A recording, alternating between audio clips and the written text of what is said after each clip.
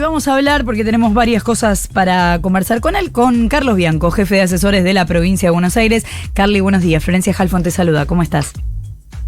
¿Qué tal? Buen día. ¿Me escuchás bien? Sí, sí. Excelente. Quiero empezar por preguntarte algo que me llamó la atención, que escuché ayer, una lectura sobre el discurso de Kicillof en la apertura de sesiones que yo no había tenido, y te quiero preguntar si a lo mejor yo leí mal, pero capaz que había algo de intención en eso. Lo que escuché es que el gobernador tuvo la intención en ese discurso de pedirle más fondos a la nación. ¿Esa fue la idea?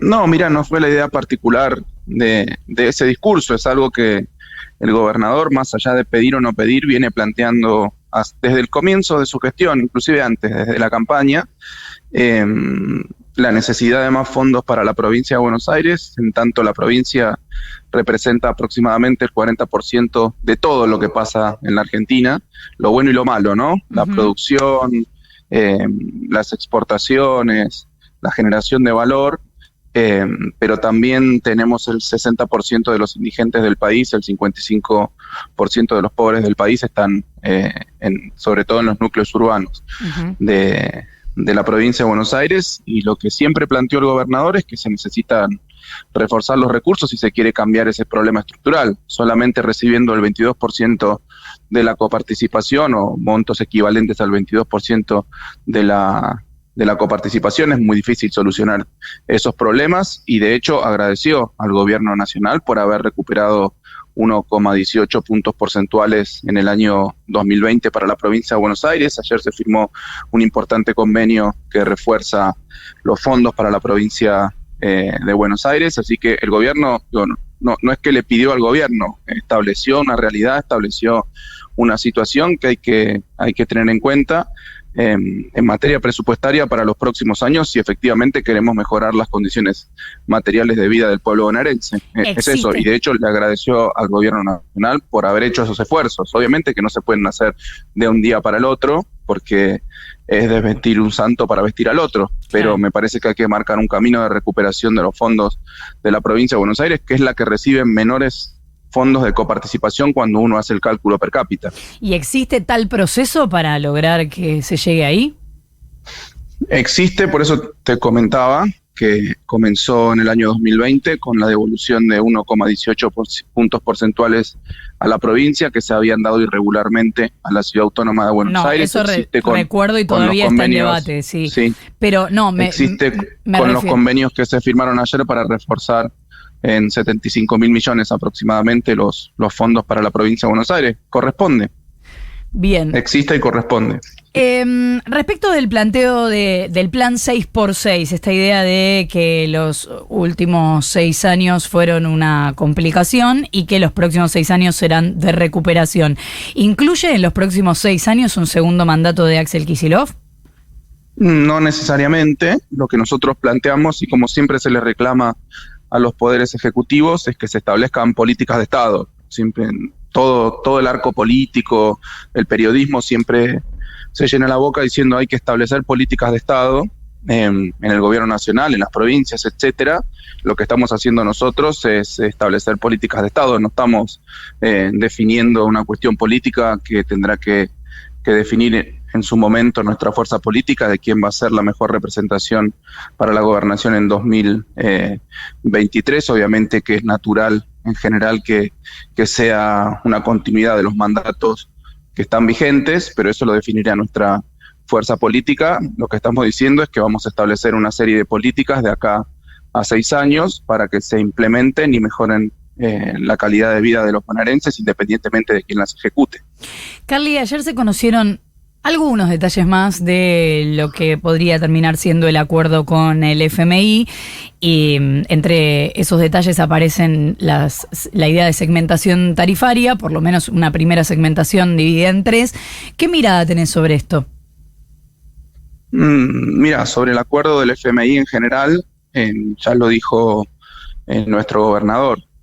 Lo primero que hay que destacar y recordar permanentemente y no olvidar ni perdonar es la responsabilidad quienes fueron los responsables justamente de hacer efectivo este crédito, que son básicamente Macri y el propio Fondo Monetario Internacional, inclusive violando sus estatutos, y obviamente Macri como consecuencia de una política económica de endeudamiento y fuga que llevó adelante a partir de 2015, que fracasó rotundamente a principios del 2018 porque encontró una economía totalmente desendeudada, como dijo su ministro de Economía Duhovne, totalmente desendeudada, avanzó en un endeudamiento con los mercados absolutamente irresponsable, y cuando los mercados ya no le prestaron más dinero al país, más dólares al país, tuvo que acudir al fondo a pedir el préstamo más grande de la historia del fondo y más grande de la historia de la Argentina. Eso es de lo que hoy se tiene que hacer cargo el gobierno nacional peronista, como siempre han hecho los gobiernos peronistas con el endeudamiento que tomaron las fuerzas de derecha históricamente en la Argentina, y encontrarle la mejor solución posible, que no quiere decir que sea una situación grata, ni cómoda, ni positiva para la Argentina. Me parece que lo que se está tratando de evitar es una catástrofe mayor que ocurriría en nuestro país si la economía va al default. ¿Y te parece o incurre en demoras con el Fondo Monetario Internacional? En ese sentido se trabajó en el mejor acuerdo posible. La verdad que nuestra posición, y el gobernador siempre fue muy claro, nunca ha sido bueno en la historia argentina el ingreso del FMI a controlar nuestras cuentas, a imponer determinadas condiciones, y la verdad que esa es la posición que tenemos, pero bueno, es el mejor acuerdo posible, hay que sostener ese mejor acuerdo posible. O sea, ¿estás de acuerdo con que este es el mejor acuerdo posible? Que no solo se Mira, yo no conozco la letra chica, lo que dicen, y la verdad que no la he visto aún. Lo que digo yo es que hay determinadas cuestiones que son cualitativamente mejores que otros acuerdos que otros muy malos acuerdos que se han firmado en el pasado. Buenos días, Carlos. Delfina Torres Cabreros te saluda. En los últimos días vimos mucho fuego interno dentro del Frente de Todos vinculado al acuerdo con el FMI. Incluso ayer la Cámpora difundió un video con un discurso, recuperando un discurso de Néstor Kirchner muy crítico con todos los acuerdos que ha cerrado la Argentina con el FMI y sus efectos. ¿Qué actitud te parece que va a tener la Cámpora finalmente al momento de votar? Mira, no lo sé. La verdad que no lo sé. Yo ayer por la tarde vi ese video, y que ese video creo que no implica una crítica al gobierno nacional. Es lo que dijo probablemente uno de los mayores dirigentes y referentes del peronismo de los últimos 40 o 50 años respecto de una realidad, que es la que acabo de decir yo además, y que creo que nadie podría estar en contra dentro del peronismo, empezando por la histórica definición de Juan Domingo Perón en el año 55 de no ingresar al Fondo Monetario Internacional. Nadie podría estar en contra de una declaración de un dirigente peronista que diga que ingresar al Fondo Monetario es una buena noticia. Nunca lo ha sido. Yo he estudiado bastante concienzudamente los acuerdos con el fondo y lo que se observa de esos acuerdos históricos, ¿no? Desde el primer stand-by en el año 56 hasta la fecha, es que siempre que estuvimos bajo acuerdos con el fondo, el desempeño de la economía argentina, las condiciones sociales de la Argentina fueron peores que cuando estuvimos fuera del fondo. El problema es que ahora no tenemos opción porque Macri nos metió en una trampa. Nos metió en un acuerdo con el fondo, con una deuda impagable de la que ahora nos tenemos que hacer cargo. Y bueno, no hay soluciones buenas en este marco, no hay nada para festejar. Lo que se está definiendo es que es lo menos peor, lo menos peor.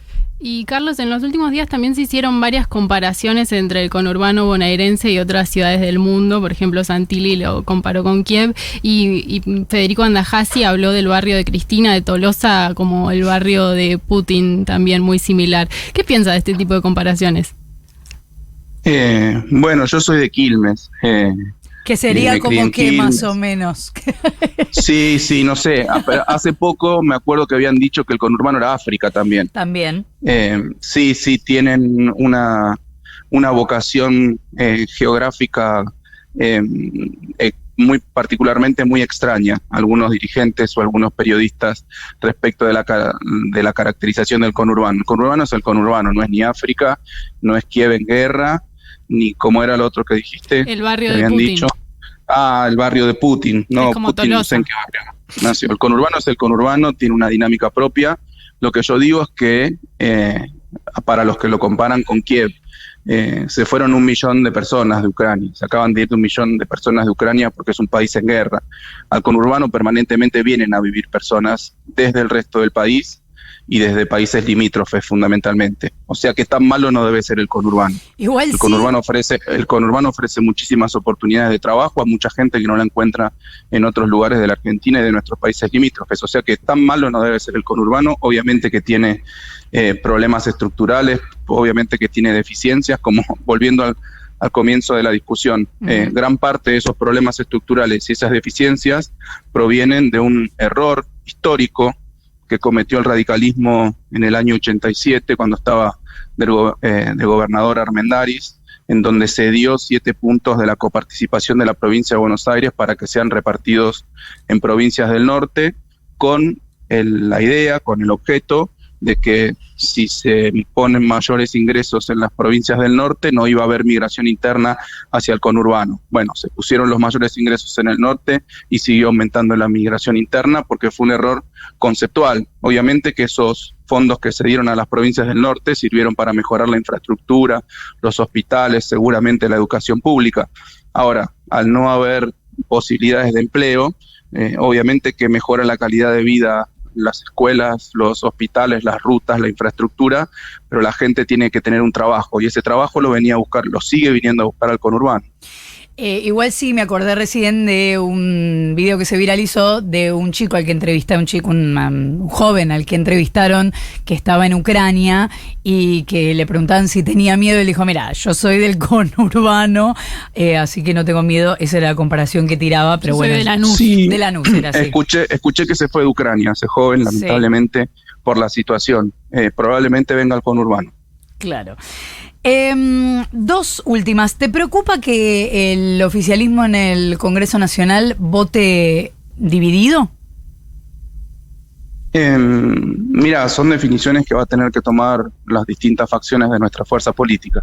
Lo que nosotros necesitamos ahora es tomar las mejores decisiones posibles ante esta situación crítica, en la que, repito, porque parece que se dejó de hablar y se naturalizó. Esta es una situación en donde nuestra fuerza política no tiene absolutamente nada que ver. Es un préstamo que tomó el macrismo de manera corresponsable con el Fondo Monetario Internacional y nuestra fuerza política, nuestro gobierno nacional, está tratando de solucionarlo, sabiendo, repito, que nada de lo que suceda va a ser una buena noticia, ¿eh? No hay nada para festejar de este acuerdo, pero mucho menos habría para festejar si entramos probablemente en demoras respecto al Fondo Monetario por las consecuencias económicas que eso tendría de modo casi inmediato, probablemente con corridas cambiarias, probablemente con una devaluación de la moneda, con un acentuamiento de la inflación, con una caída de los ingresos reales. Te lo digo porque en la Argentina estructuralmente, esto lo han estudiado los economistas durante más de 50 o 60 años en nuestro país. Cada vez que hay una devaluación, los impactos principales están sobre las clases más vulnerables y sobre la actividad económica. O sea que tenemos que tener muy en cuenta las consecuencias negativas que podría tener un no acuerdo con el FMI, más allá, repito, de que ningún acuerdo en la historia de la Argentina ha sido positivo. Pero bueno, ahora Macri nos metió en una trampa. Última, Carly, hoy abríamos el programa contando que el Ministerio de Mujeres de la provincia creó esta línea de escucha, de derivación para varones violentos que estén buscando un espacio de atención. Esto en el marco de lo que nos enterábamos en los últimos días de esta violación grupal, ayuda un poco a pensar en las distintas formas de abordar una problemática tan dramática y tanto más habitual de lo que algunos quieren creer. Me gustaría preguntarte si considerás que en el hecho de Palermo hay una responsabilidad policial en no prevenir, porque hay una discusión respecto de esto, la Ciudad de Buenos Aires no ha hablado de esto, pero entiendo que hay veces que desde las autoridades se puede ver alguna situación que nosotros no vemos, que nos pueden decir, no, la verdad que ese tipo de casos no es a la policía a la que hay que señalar, no sé. Mira, la verdad que salvo que alguien lo denuncie o que justamente pase un patrullero, es una situación muy particular y muy extraña, ¿no? Porque fue a plena luz del día, a las 3 de la tarde, una violación en grupo, dentro de un auto, en una calle comercial. Es raro que no haya habido un patrullaje en ese momento, pero bueno, la verdad que puede suceder. Yo no quiero Yo no quiero señalar a la fuerza policial como responsable, porque acá claramente los responsables son las 6 personas, estos 6 muchachos que cometieron un ilícito, claramente, cometieron un delito gravísimo. Además, repito, a plena luz del día y sin ningún atenuante. O sea que la justicia tiene que averiguar y tiene que determinar efectivamente lo que pasó y tiene que caer con todo el peso de la justicia sobre estas personas que cometieron esta tremenda violación. No sé, mirá, te digo la verdad, no sé, porque es una situación muy extraña. En general son situaciones que ocurren en lugares escondidos por la noche, etcétera. Una violación a plena luz del día en una zona céntrica es muy rara. Carlos Bianco, jefe de asesores de la provincia de Buenos Aires, muchísimas gracias por habernos atendido. A ustedes.